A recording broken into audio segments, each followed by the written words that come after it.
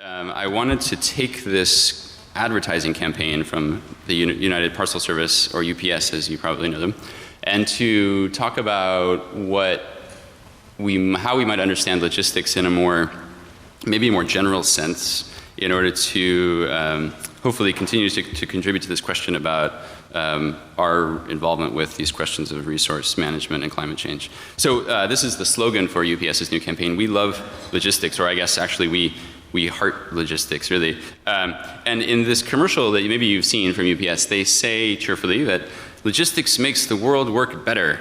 They also go on, and this is all to the tune of That's Amore, that logistics is a continuous link that is always in sync, that with logistics technology knows right where everything goes. And what I thought I would do today in this very quick skating through some of these issues, to take apart this phrase and to say, because I think if we do that, we can actually start to come to terms with what we might mean by logistics and how we might understand it. So logistics comes from, there's two different traditions which have also been addressed already this morning, or this afternoon. One is a military history of logistics. So here in the background, a flowchart explaining how to get resources to the port of embarkation to the European theater in World War II, and then also a managerial side of logistics. So what we could call supply chain management. How do you get the thing to the place at the right time?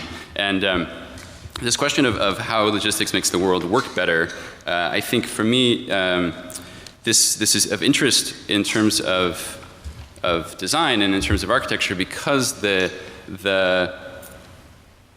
aim of the people involved with logistics tend to be efforts to improve efficiency, to lower costs, to increase profit, and so on. And so then things like national borders, and we just saw this amazingly with Rob's talk, things like national borders, labor laws, trade policies, those become obstacles to these ambitions.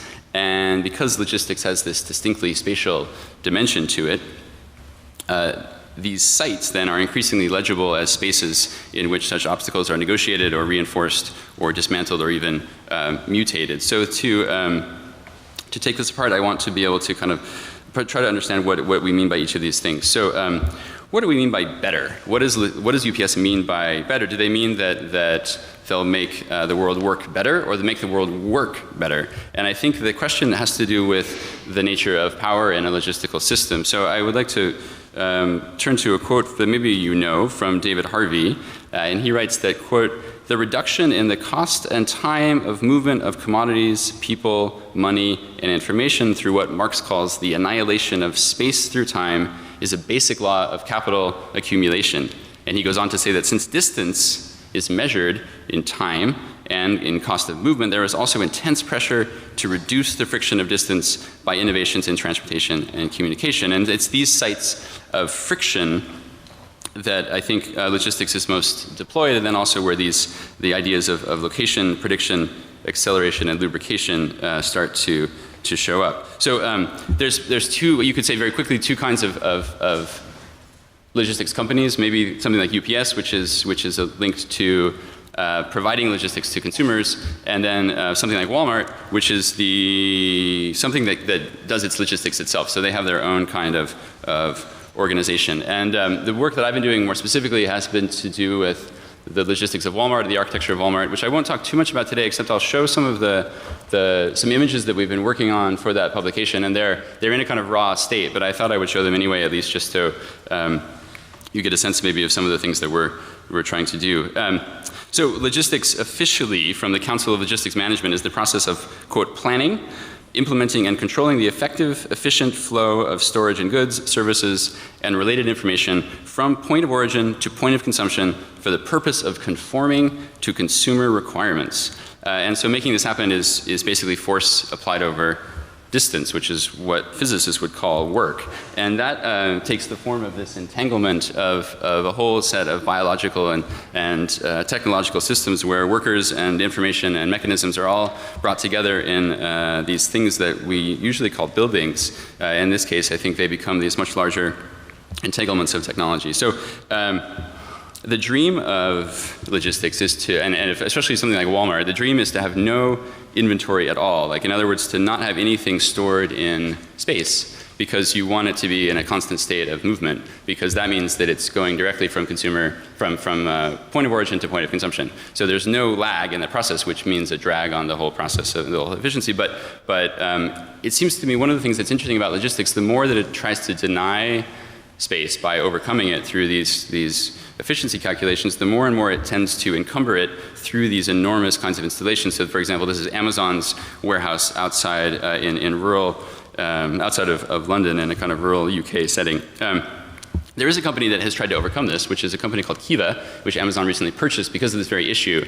And instead of making people walk to the goods to put them into the tote, to put them on the belt, they have these little bots that actually start bringing goods to the people who are then tasked with sorting them. And what's interesting about this is if logistics is really a reflection of consumer desire, in a way that map on the top there, what to our eyes it's a sort of illegible thing. It's basically just recording, the purple are the most unpopular items, the orange and the yellow, and those are the more frequent things because those might be closer to the picking stations. So what we're getting in a way is a map of consumer desire in a certain way rendered through the language of machines. And that language of machines is a real problem because what it poses is this communication impasse, because the workers who work inside these facilities need to know where the stuff goes, but they can't communicate with the machines without some intermediary device, which we know is the barcode. And the barcode allows these whole systems to be monitored and enabled and accelerated through this system that's designed for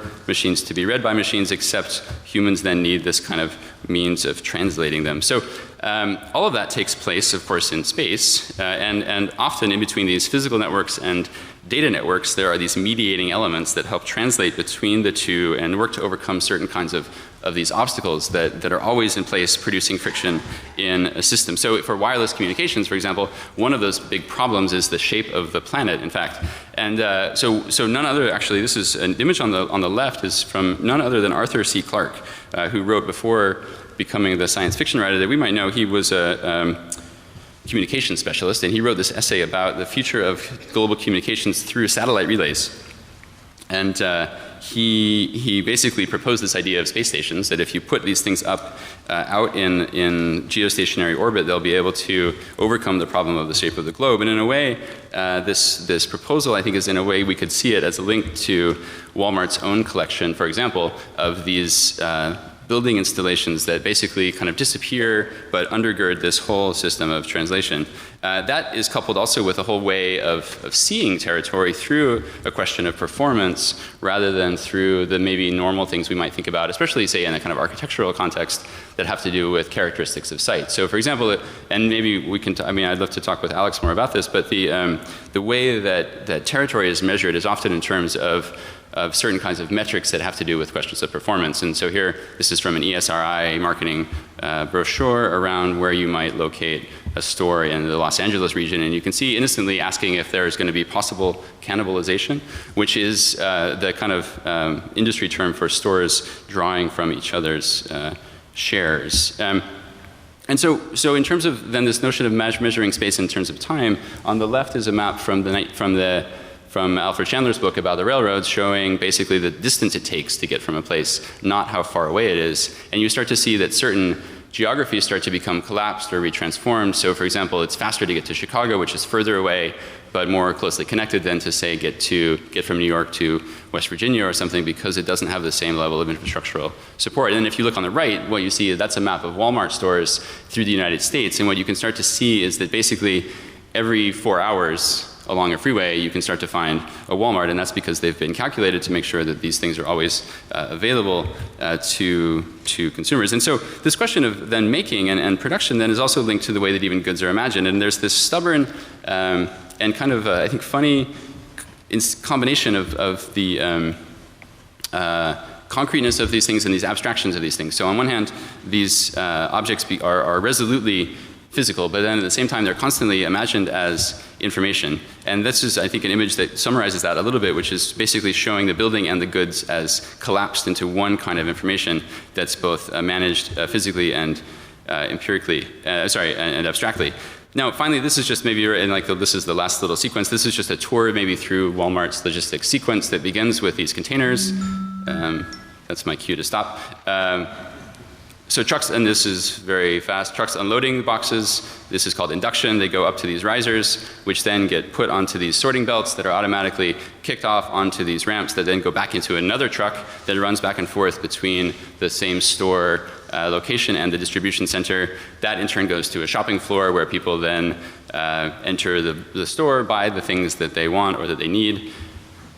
Checkout, which means exchanging money for goods, and data. So this is crucial, that basically the process of buying these things goes in turn from the satellite on the roof of the supercenter back to the data center, which is buried under the ground somewhere outside of Bentonville, which then goes into a whole set of servers that then tells Walmart what people are buying and what we should be stocking. And then that goes back into the process, and that goes to some supplier, and that triggers this thing as it continues. So in the very final stage, what I think is interesting relative to this conversation is that logistics in a way is a reflection of these more base and impulsive desires. And the questions I think that we might try to discuss are at what point some of these factors that logistics externalizes eventually become obstacles to its own development. And I would like to just finally quote, this is a statement from Deborah Cohen, whose book it just came out about logistics, and it's amazing. And she writes that linking logistics to warfare, and that logistics, quote, has come to lead strategy and tactics. So in other words, logistics and strategy and tactics are thought of as like all part of one triad. So logistics has come to lead strategy and tactics. It has gone from being the practical afterthought to the calculative process that defines thought. Changes in material form and social organization of fuel saw logistics gradually come to be the how that shapes the what. And so I think logistics is becoming defined by these quantities. I mean, Napoleon's quote that an army marches on its stomach, for example. So I would say that maybe this isn't the right phrase. Logistics makes the world work better according to UPS, but I would say, and this is linked I think to what we just saw, that actually logistics makes the world. And for the ways that it establishes and determines much of the invisible networks that circulate goods, people, and resources. Thank you.